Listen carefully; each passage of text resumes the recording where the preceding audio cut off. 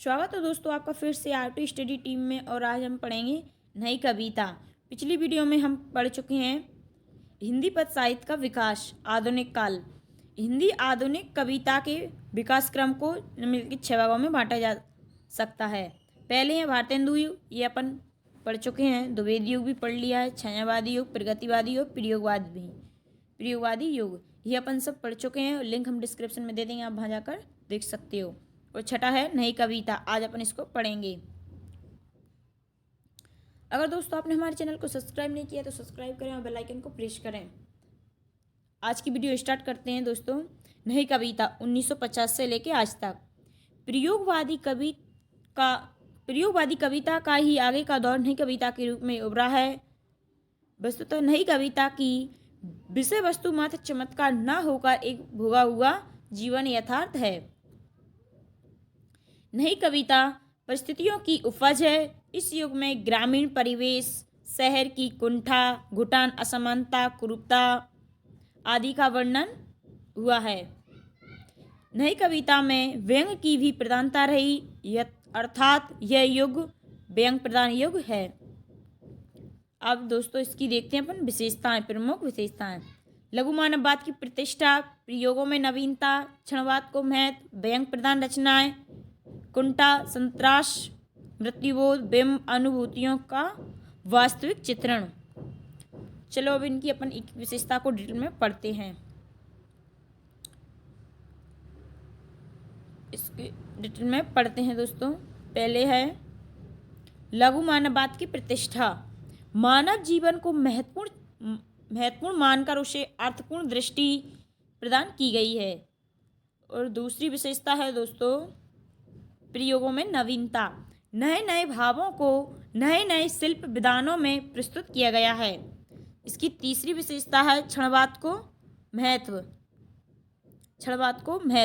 जीवन के प्रत्येक क्षण को महत्वपूर्ण मानकर जीवन की एक एक अनुभूति को कविता में स्थान प्रदान किया गया है। इसकी चौथी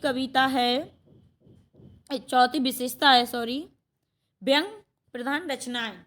इस काल में मानव जीवन की विसंगतियों, विकृतियों एवं अनैतिकतावादी मान्यताओं पर व्यंग रचनाएं लिखी गई हैं। इसकी पांचवी विशेषता है कुंठा, संत्रास, मृत्युबोध। मानव मन में व्याप्त इन तीनों बिंदुओं पर मनोवैज्ञानिक ढंग से चित्रण इस काल में मिलता है। और मानव व समाज की अनुभूतियों का चित्रण भी इसी काल में मिलता है। अब पढ़ेंगे अपन नई कविता के प्रमुख कवि एवं उनकी रचनाएं।